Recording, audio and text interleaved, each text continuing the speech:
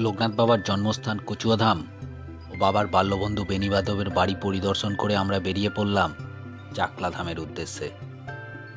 এই চাকলাধাম হলো বাবার পিতৃকুল, আর ওখানেই আমরা আজকে দুপুরে বাবার ভোগ খাবো।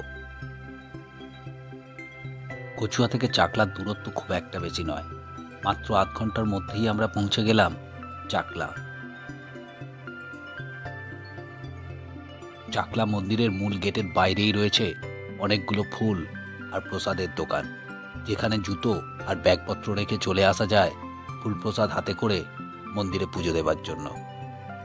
যদিও একবার আমরা কচুয়াধামে বাবার পুজো দিয়েছি, তারপরেও এই চাকলাধামে এসে বাবার পুজো না দিয়ে থাকতে পারলাম না, তাই আরও একবার পুজোর থালা হাতে করে চলে এলাম চাকলাধামের মন্দিরের ভিতরটায়। কচুয়াধামের মতোই এই চাকলাধামের মন্দির প্রাঙ্গণটাও সুবিশাল। অনেকে মনে করেন কচুয়াধাম হলো বাবার আসল জন্মস্থান, অনেকে আবার ভাবেন এই চাকলাধাম। তবে আমি মনে করি আপনি ভক্তি ভরে যেখানেই লোকনাথ বাবার পুজো দেবেন, সেটাই হয়ে উঠবে বাবার আসল জন্মস্থান।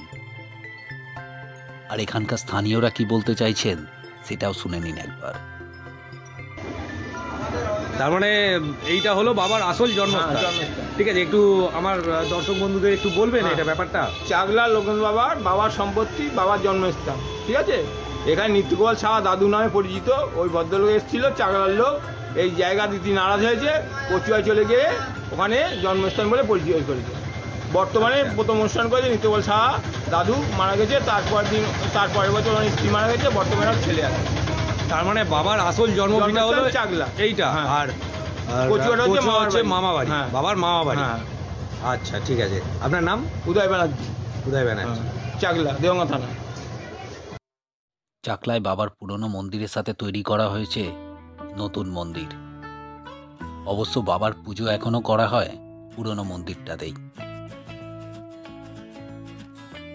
দলে দলে লোকনাথ বাবার ভক্তরা এসে পুজো দিয়ে থাকেন এই পুরনো মন্দিরটাতেই। এটা হলো যজ্ঞকুণ্ড। নতুন মন্দিরটা সুবিশাল আর সুসজ্জিত।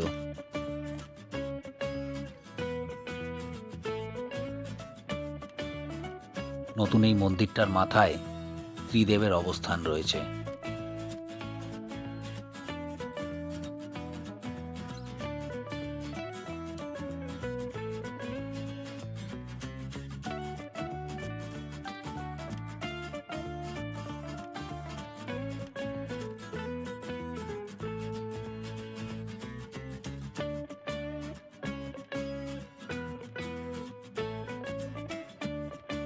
তলায় রয়েছেন নন্দী মহারাজ।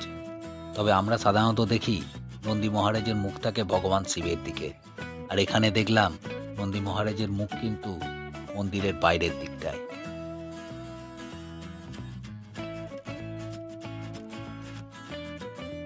মন্দিরের ভিতরের কাজটাও খুব সুন্দর।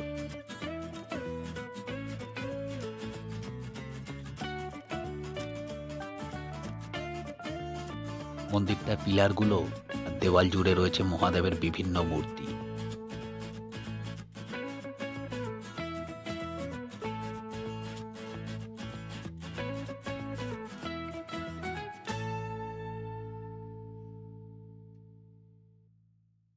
এখানে শ্রী শ্রী বেণীমাধবের মূর্তিও রয়েছে। ইনি হলেন তৈলঙ্গ স্বামী। জয় বাবা লোকনাথ বাবার জয়।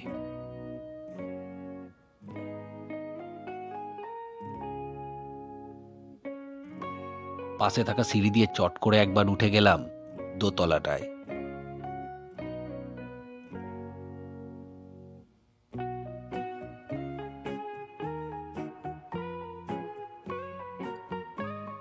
দোতলাতেও বিভিন্ন দেবদেবীর মূর্তি রয়েছে।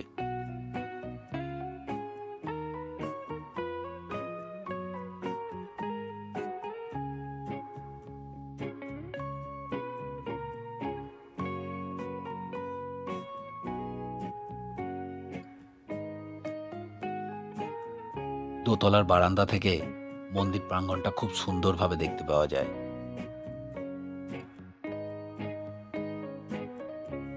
এই মন্দির প্রাঙ্গণের একটা জায়গায় আমরা দেখলাম অনেকেই ধূপ আর মোমবাতি জ্বালিয়ে ঠাকুরের আশীর্বাদ কামনা করছেন।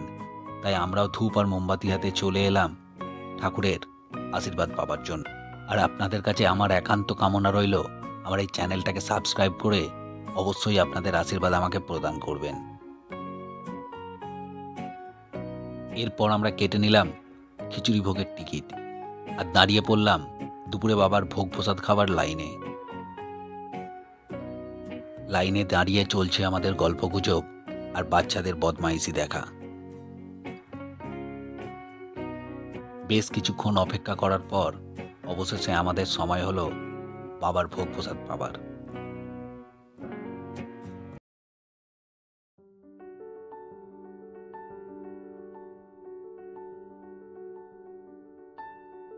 খাবারে ছিল গরম গরম খিচুড়ি আর ছিল কুমড়োর তরকারি। আর এটা অলৌকিক হলেও সত্যি, যে কোনো ঠাকুরের ভোগ প্রসাদের স্বাদই হয় অমৃতের সমান।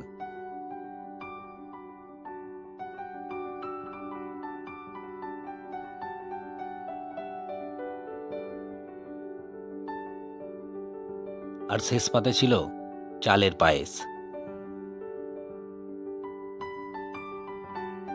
খাওয়া দাওয়ার পরে মন্দিরের পাশে থাকা মার্কেটটাই ঘুরে বেড়ালাম। আর এই মার্কেটটা মন্দির প্রাঙ্গণেই, ঠিক মন্দিরের পিছনের দিকটাতেই রয়েছে।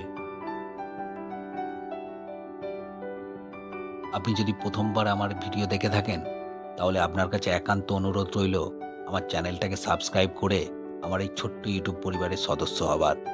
আর আপনি যদি অলরেডি সাবস্ক্রাইব করে থাকেন তাহলে আপনাকে জানাই অসংখ্য ধন্যবাদ। আর অবশ্যই কমেন্ট বক্সে গিয়ে এই ভিডিও সম্বন্ধে আপনার মন্তব্য জানাবেন। আসলে আপনাদের মন্তব্যই হলো আমার কাছে সবথেকে বড় পুরস্কার। আর যদি ভিডিওটা সত্যি সত্যিই ভালো লেগে থাকে তাহলে অবশ্যই একটা লাইক দেবেন।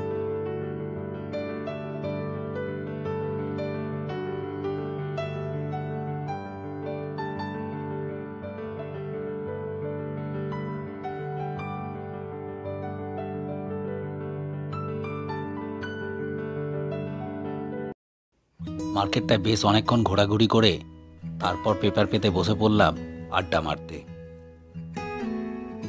এই চাকলা মন্দিরে আসার কয়েক পা আগেই একটা পার্ক দেখেছিলাম, তাই ভাবলাম একবার পার্কটা থেকে ঘুরে আসি। তবে বাড়ির সকলেই মন্দির চত্বরে থাকার সিদ্ধান্তই নিল, তাই আমি একাই ভাবলাম একবার ঘুরে আসি পার্কটা থেকে। চাকলা ধামের মেন গেট থেকে বড় রাস্তায় বেরিয়ে ডান দিকে কয়েক পা এগুলেই চোখে পড়বে এই পার্কটা। পার্কটার নাম হলো ভাইবন্ধু পার্ক।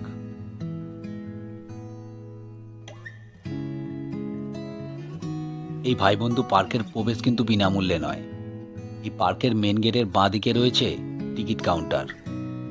এই টিকিট কাউন্টার থেকেই একটা টিকিট কেটে নিলাম। দাম পড়ল জনপ্রতি 30 টাকা।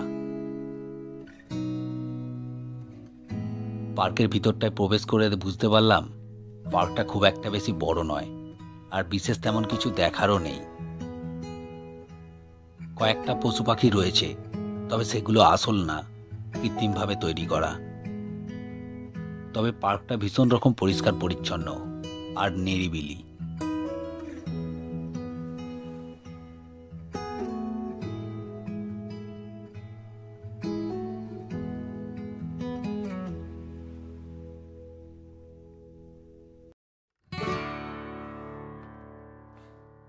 এখানে বোটিং করার ব্যবস্থা করা আছে দেখলাম, তবে বোটিংটাও কিন্তু ফ্রি না। একটা ছোট্ট কাগজে লেখা আছে বোটের টিকিট 30 টাকা। তবে এটা জনপ্রতি নাকি পুরো বোটটার ভাড়া সেটা জানি না, আর কতক্ষণ সময়ের জন্য করা চলে সেটাও কিন্তু লেখা নেই। একদল মানুষকে দেখলাম এখানে এসেছেন পিকনিক করতে, তবে দল বেঁধে পিকনিক করার জন্য জায়গাটা কিন্তু দুর্দান্ত। বাচ্চাদের খেলার জন্য কয়েকটা টুকিটাকি ব্যবস্থা করা আছে দেখলাম।